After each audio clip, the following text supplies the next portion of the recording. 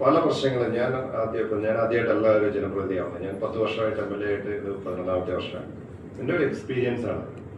നമ്മൾ പരിഹരിക്കാൻ സാധിക്കാത്ത പല വിഷയം, അല്ലെങ്കിൽ തർക്കങ്ങളിൽ, പ്രശ്നങ്ങളിൽ, വളരെ കോംപ്ലിക്കേറ്റഡ് ആയിട്ടുള്ള വിഷയങ്ങളൊക്കെ നമ്മൾ വിളിച്ചിരുത്തി നമ്മളൊരു മേശയ്ക്ക് അപ്പുറവും ഇരുന്ന് ചർച്ച ചെയ്താൽ തീർക്കാൻ സാധിക്കാത്തതായിട്ടുള്ള പ്രശ്നങ്ങളില്ല എന്ന് വിശ്വസിക്കുന്ന ഒരാളാണ് ഞാൻ. പ്രൊവൈഡഡ് തീർക്കാനായിട്ടുള്ള ഒരു മനസ്സ് ഇത് ചർച്ചയ്ക്ക് വരുന്ന ആളുകൾക്കും ചർച്ചയ്ക്ക് ഇരിക്കുന്ന ആളുകൾക്കും ഉണ്ടാവണം. ആ നിലയ്ക്ക് ഞാൻ ഈ വിഷയം ഒരു കോംപ്ലിക്കേറ്റഡ് ആയിട്ടുള്ള ഒരു വിഷയം തന്നെയായിരുന്നു പെരിയത്തുകാവിലെ. 10-60 വർഷമായിട്ടുള്ള ഒരു പ്രശ്നമാണ്. നമുക്ക് എല്ലാവർക്കും അറിയാം. 3 തലമുറയായിട്ട് നടക്കുന്ന ഒരു കേസാണ്. അതായത് ഈ കേസ് കൊടുത്ത ആളുടെ മക്കളുടെ മക്കളാണ് ഇപ്പോൾ കേസ് 20 വർഷത്തിൽ നടത്തിയത്. അപ്പോ അങ്ങനെ ഒരു വിഷയം എനിക്ക് അതിനെ കുറിച്ച് ഒരു ഐഡിയയും ഈ വിഷയം അങ്ങോട്ട് പോകുന്നുണ്ടായിരുന്നില്ല. അപ്പോൾ അവിടെ ചെന്ന ആദ്യത്തെ റൗണ്ട് നമ്മൾ അവരുമായിട്ട് ചർച്ച നടത്തിയപ്പോൾ തന്നെ എനിക്ക് പോസിറ്റീവായിട്ടാണ് ഫീൽ ചെയ്തത്. കാരണം നമ്മൾ സംസാരിച്ചാൽ അത് തീരുമെന്ന് എനിക്ക് തോന്നി.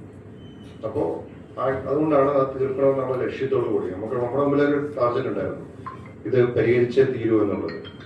അപ്പോൾ പലതരത്തിൽ ഇടയ്ക്ക് വെച്ചിത് പലരും വിട്ടുപോകാനായിട്ട് അല്ലെങ്കിൽ പിന്മാറിപ്പോകാൻ, ചർച്ചയ്ക്ക് അവസാനിപ്പിക്കാൻ ഒക്കെ ശ്രമം ഉണ്ടായി, പല വിമർശനം ഉണ്ടായി. ഇടയ്ക്ക് വെച്ച് ചില ആളുകൾ പറഞ്ഞു ഗവൺമെന്റ് തീർക്കാനൊന്നും പാടില്ല, തീർക്കാൻ താല്പര്യമില്ല, നമ്മളെയൊക്കെ വിമർശിച്ചു. ഒരാളുടെ കൂടെയാണ്, മറ്റേയാളുടെ കൂടെയാണ് എന്നൊക്കെ പറഞ്ഞു. അപ്പോഴും ഞാൻ തിരിച്ചൊരു വാക്കും പറഞ്ഞില്ല. ഞാൻ പറഞ്ഞത് നമ്മൾ തീർക്കും തന്നെയാണ്.